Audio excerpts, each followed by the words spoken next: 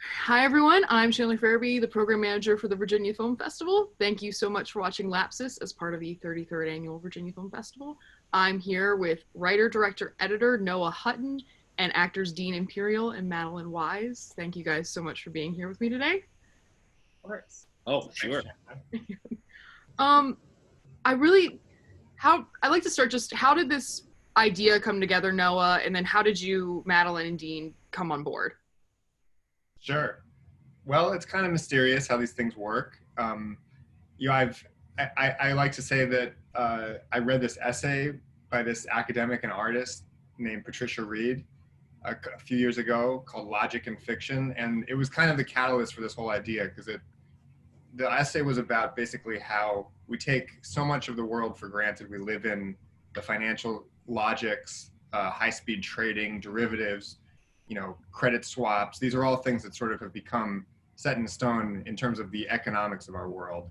But if you poke at one little piece of that world, like what happened in 2008 or what's happening more this year, the thing can just crumble. And so that for me, I've been taken by this idea that we live in a very abstract world, but we take it for granted. So I wanted to kind of create a world where if you really stop and think about it, people pulling cables through forest and these huge metal cubes, it's kind of wild and abstract.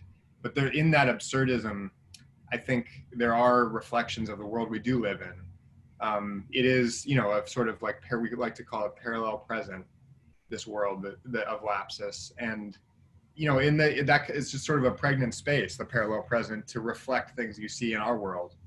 So then it just sort of like came from mysterious places, ideas here and there. You see headlines, the way Amazon workers are treated in warehouses, the gamification of labor.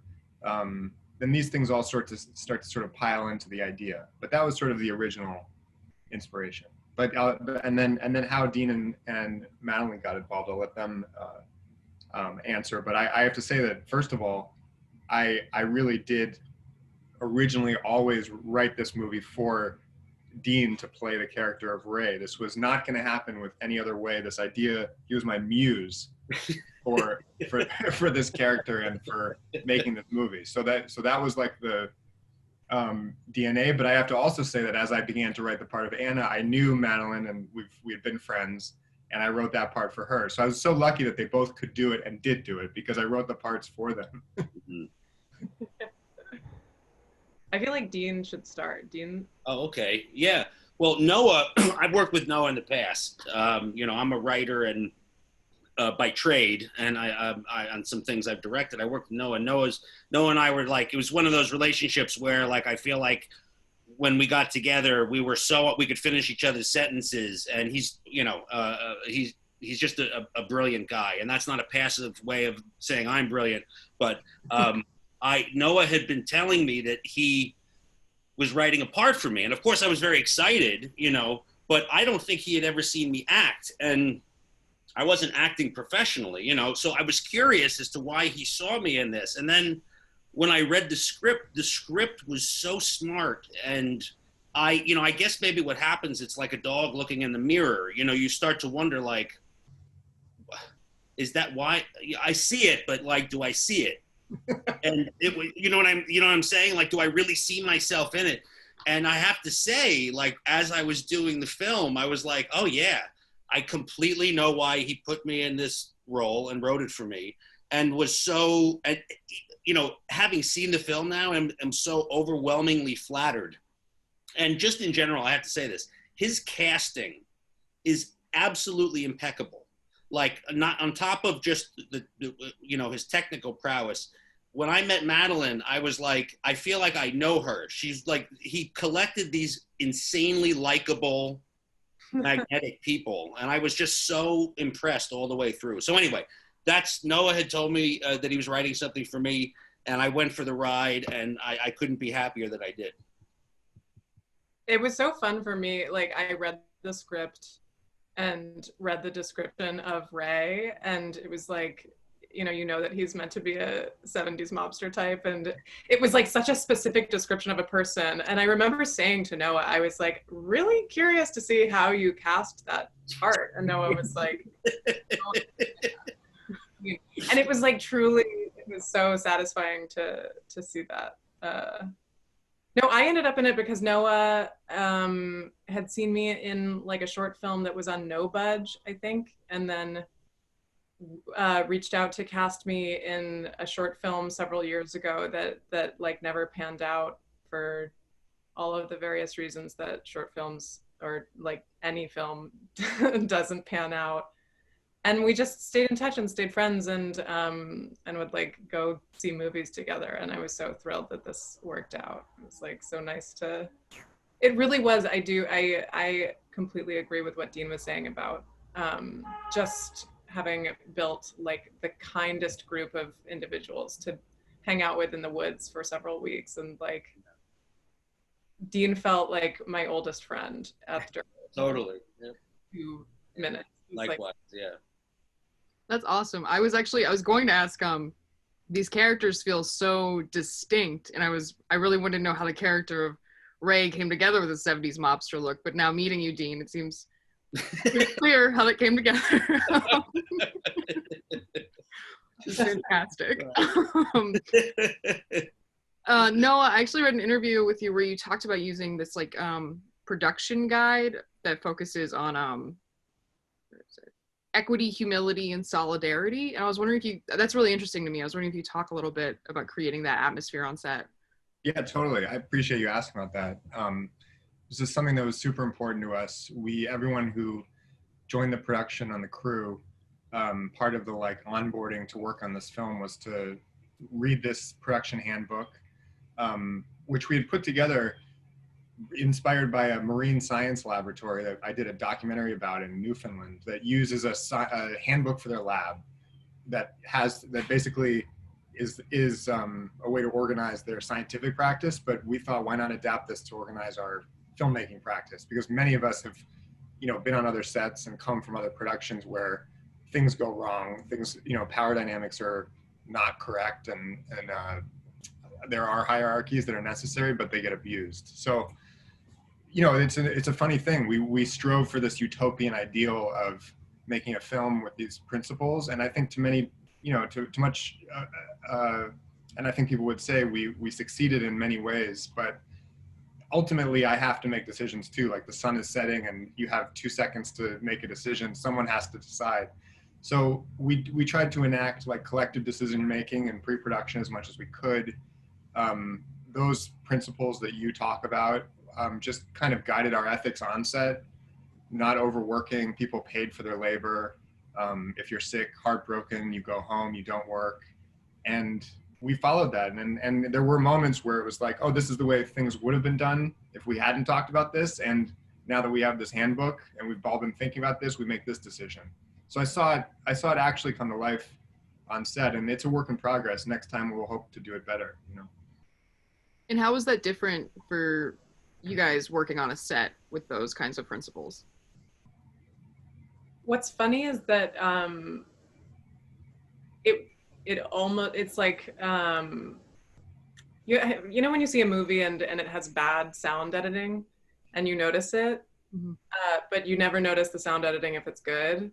It was sort of like that, where it was I felt as though like I almost started to take it for granted, because it was just like, this is how it should always be. Like you should always feel this comfortable and feel this supported and respected and obviously should be giving that same back to everyone else. But it felt sort of remarkable in that it felt like, well, of course it should be like this. Yeah, I would say that, I think that the trademarks of a strong director is that the personality of the leader kind of pervades the entire production. And I felt that Noah's philosophy of openness, but very strong decision making and leadership. I mean, there's no such thing as a production that doesn't get arduous, and there's just no such thing, especially with some of the challenges that we faced, just technically and physically. And I mean, it was, there was a lot to climb. And I mean, I have to say that it was just an insanely pleasurable experience because it's Noah's philosophy of working. I mean, you know, if he was shooting something again, I would drop what I'm doing and do it tomorrow because of how terrific the experience was. You know, I felt like I was pushed, but never in a way that was. I mean, there was never an ugly moment on the set, and we just pushed this terrific feeling of pushing forward and being a unit. I think anybody could have come up to Noah and given him an idea, and he would be open to it, as all great directors are, confident directors are, and that's. It was a terrific experience. So working that way, that philosophy was actually just like, you know, beyond a pleasure.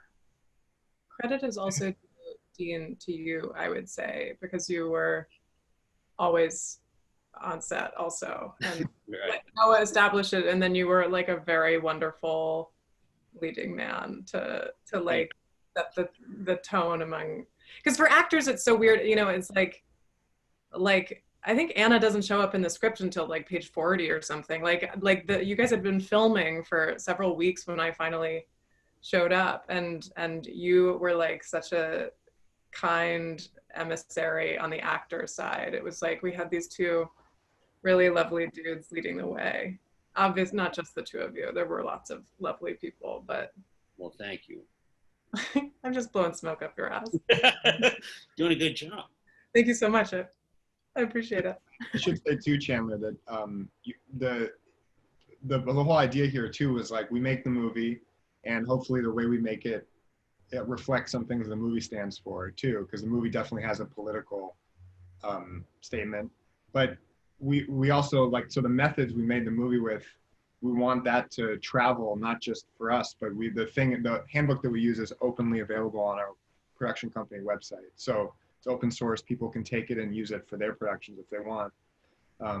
And so I should mention that it's at couple3films.com/handbook. Oh, that's awesome. This film is so full, the world that you've built is so fully realized, which I think is really hard in any science fiction film, and especially one of this budget too. And I was wondering how that came together. Like, I was just rewatching it actually, and like there's like a kind of like Google-esque ad in the middle, and that's really interesting, all of the video materials, and then also just the robots and the giant cubes. Like how did that all come together? Well, when you have $70 million to make a movie, you can do some things, and yeah, it was extremely tight.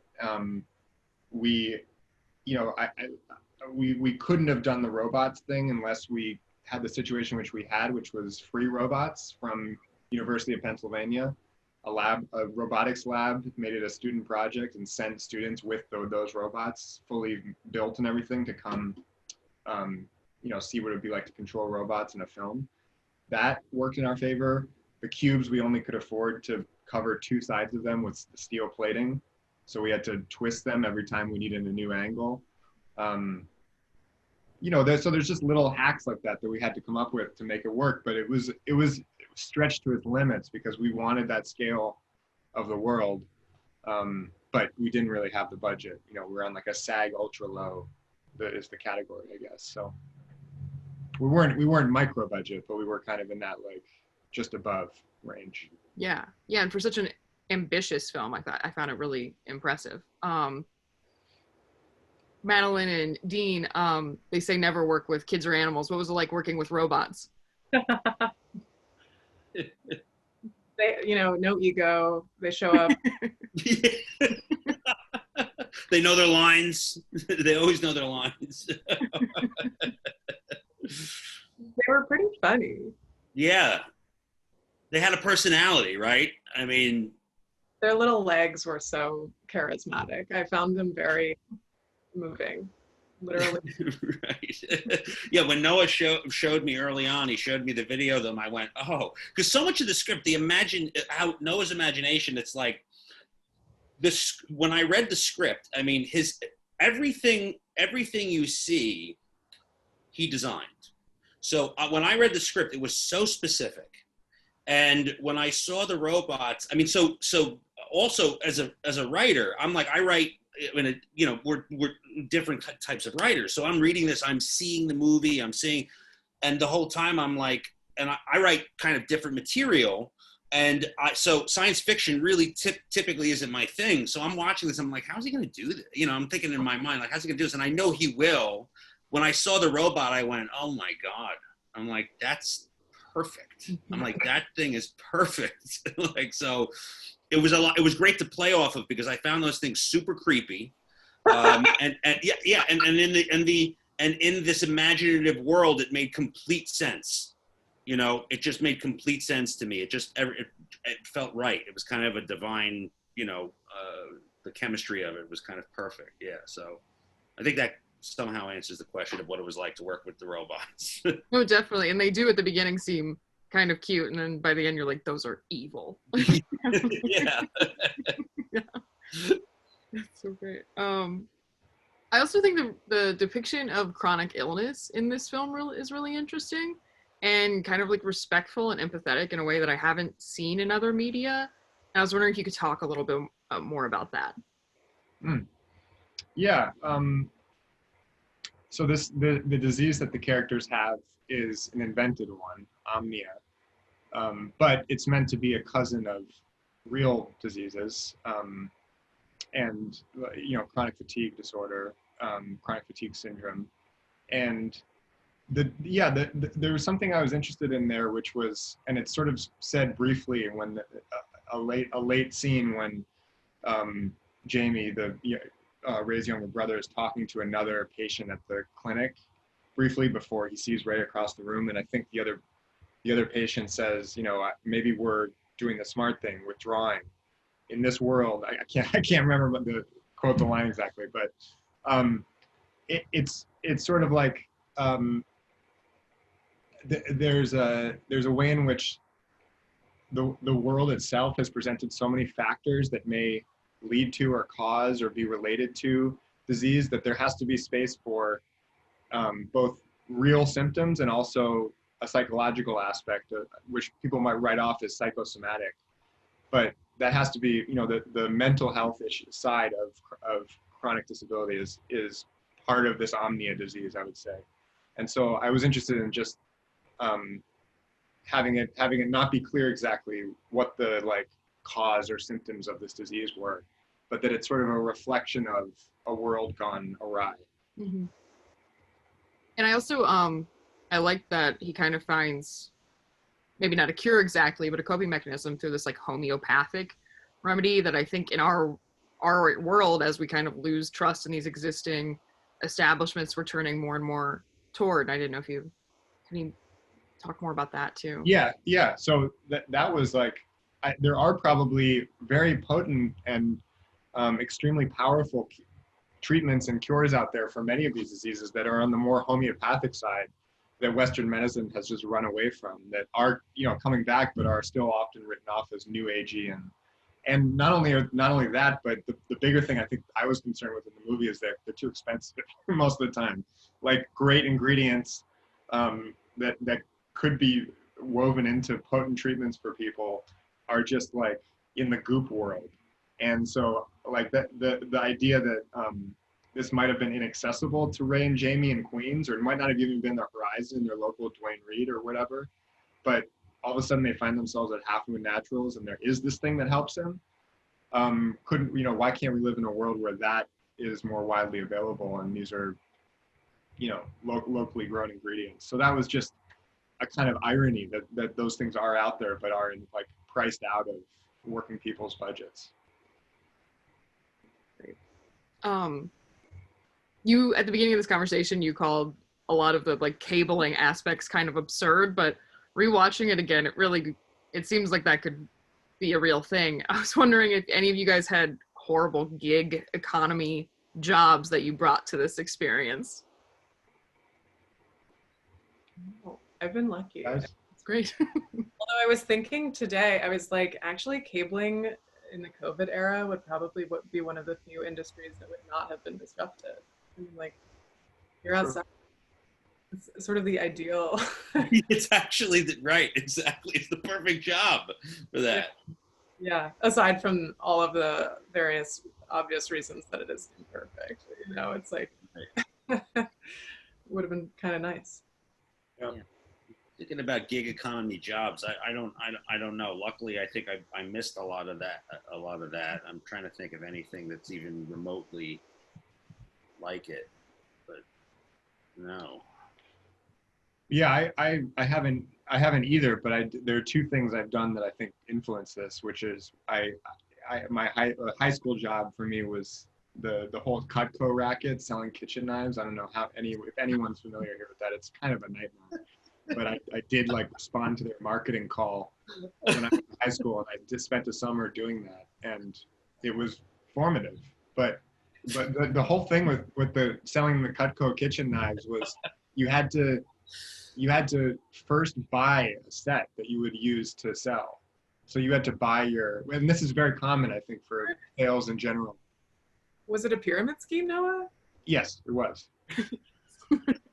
I mean, there are many like Avon. There are all these sort of people have heard of these, right? But right, all that. Yeah. Yeah. So yes, it was. I don't know if it still is one of those. And I had to buy my kitchen knife set, and then I had to like tap my network to sell it, and then it just the machine keeps running, and just so that idea of like having to buy your own gear to get going on your like you're kind of are treated as your own corporation, and you are an autonomous unit. And so that has, anyway, that, and then also I've supported myself for like the last 10 years, mainly as an editor of commercials and treated as an independent contractor in that work. And so just seeing the way in which like I come in and out of agencies and different places, and seeing how independent contractors and freelancers kind of have to make do on their own, and there's no real space for them in terms of healthcare and any of these things, and more companies are treating even their once was a full-time employee, now is just a independent contractor. So that was all influential in this. But I think Dean probably had enough cabling last summer that he'll never need to get a gig economy job now. Well, you know what's funny, Noah? I realized this, and this is completely subconscious. So in my eternal struggle to keep my weight consistent, I am always experimenting with exercise, right? So you're going to really appreciate this. I was not even thinking about the film. And what I did was I got this, I forget what it's called. The Marines have this kind of workout where they have a backpack on, right? And so I started loading my backpack up with water bottles and going for a jog like that. And it was right when we had started filming a year ago. And I realized subconsciously I was reliving our experience with the backpack, because my experience of the movie is all backpack. It's like, it's all backpack and tugging that thing. And I started doing it subconsciously. I stopped one day and I went, oh my God, I'm reliving the film. You only know one speed. You gotta have the weight on your back. So, yeah, exactly. Yeah. But anyway, like that's the closest I've come to. Yeah. Gig economy is. The gig economy was my own. Yeah. Was it a tough shoot physically? It looks like you guys watching the film are working hard. Yeah, I would say Dean was. Dean's in pretty much every shot of the movie, and we pushed him.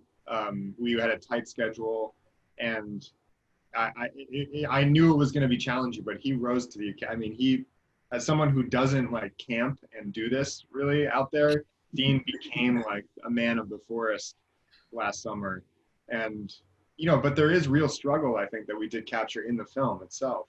There were moments, and watching Dean, a lot of his process was he wanted to go run around with this gear on for a while before we even started shooting, to get the sweat going, and to so there's almost like a method thing he got into with cabling that I think really helped the film, and I'm lucky that he was just down to get knee deep like that. Yeah, I mean, it was physically arduous, but I got into it. Like, see, but the thing is too, I mean, look, there's so many elements that come into play, like, and I'll say this too, having worked with Noah in the past, Noah has this incredible capacity to push forward through difficult circumstances as a professional. And I have always been extremely impressed with that because I aspire to do that myself. So I, in my mind, remembering having worked with him, I was like inspired. I mean, it is my nature also. So I think he and I share that quality, but like it was nothing but pure inspiration to push past the zone of comfort, tired, you know, and I actually, and also like I pride myself on, I've always been a person who goes up and down in my weight, but I've always been like physically kind of hardy, and like I like the challenge of, can I continue to do this all day? Can I continue to go up this mountain over and over again? Can I pull this thing? And so there was an amount of pride in it. But like having worked with Noah before too, I just remember certain circumstances of him holding a camera a certain way and doing for hours with this discipline. So like I feel like I feed off of, part of this experience is I feed off of him too. It's a thing I think that he and I share. So yes, it was physically arduous, but I again, it was like part of it was so satisfying at the same time. But it was definitely physically difficult, but in the best possible way. Yeah, that's a good point though, that like the whole time, like anytime we were hauling shit, like Noah and Mike, our DP, and like all of the crew were like also in the woods holding super heavy gear, doing it backwards, you know, like right. Totally. I remember there's like the one scene where I have to pass Ray, and I was like, fuck. Yeah. Up the That was up a hill. That was tough. That was yeah. I kept on being like, Dean, you have to go. But right. yeah, it was helpful too. Like it was helpful actually to have all the weight and have the actual cable on the carts, because I don't know, it's just like otherwise you're just like making it in the forest. Yeah, I would say to that point, beyond the physical thing, it also took us a while to figure out how to physically cable, and I don't know that we ever really figured it out fully, but we figured out enough to make a movie. But like in real life, we had to have like the thing wrapped around a tree, two people holding the cable right around the corner, right. someone stepping on it as Dean walked, you know. Otherwise these cables would like lurch up into the air, and it would just seem obvious that he hasn't been laying like, you know, a mile of cable. So those were like challenges that we had to figure out on the fly, which was honestly fun. And we, you know, in the moment it was like, wow, I never thought we would be like 30 people standing around trying to figure this out, but here we are, you know? Right. And sometimes the cable would get wrapped around the reel, and rubber would catch, so you couldn't. It would you'd be yanking at it. Yeah. You'd be yanking it, you know. And then for a take though, this is so amazing.